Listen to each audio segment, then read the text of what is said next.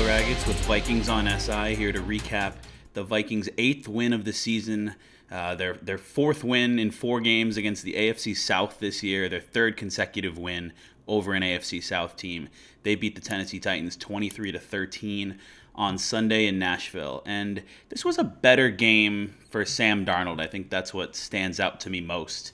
In terms of taking care of the football, at the very least, he had the 6 turnovers over the last 2 weeks, 5 of them interceptions. Didn't throw a pick in this game. He did technically lose a fumble on the opening series of the game, or at least the Vikings opening series.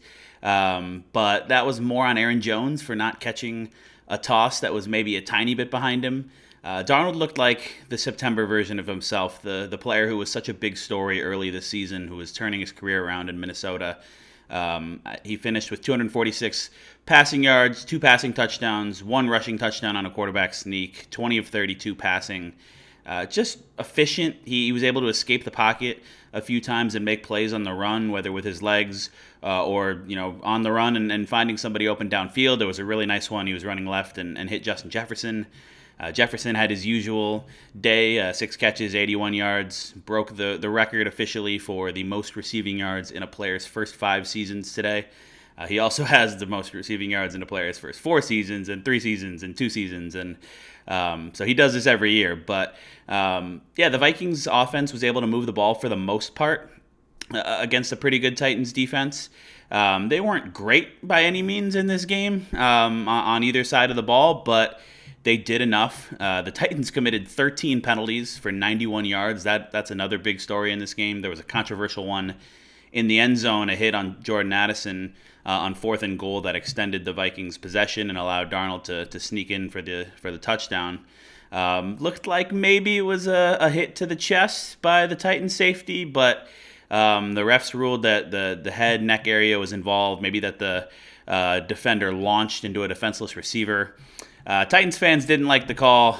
Some of the CBS broadcasters didn't like the call, but it went the Vikings' way. A couple other ones, maybe iffy, went the Vikings' way, but a lot of them were the Titans being a 2-win bad team, playing undisciplined football, coming up with self-inflicted wounds and sloppy mistakes, and the Vikings were able to capitalize on that. This was a fairly uneventful game in some respects, kind of just a standard 10-point win in a game the Vikings were supposed to win. It's not going to convince anybody that the Vikings are Super Bowl contenders all of a sudden, because they did give up some yards to Will Levis through the air, most notably a 98-yard touchdown to Nick Westbrook-Ikhine that Josh Metellus misplayed. But you know what? The Vikings went into Tennessee and did what they were supposed to do against a bad team. They pull out the win.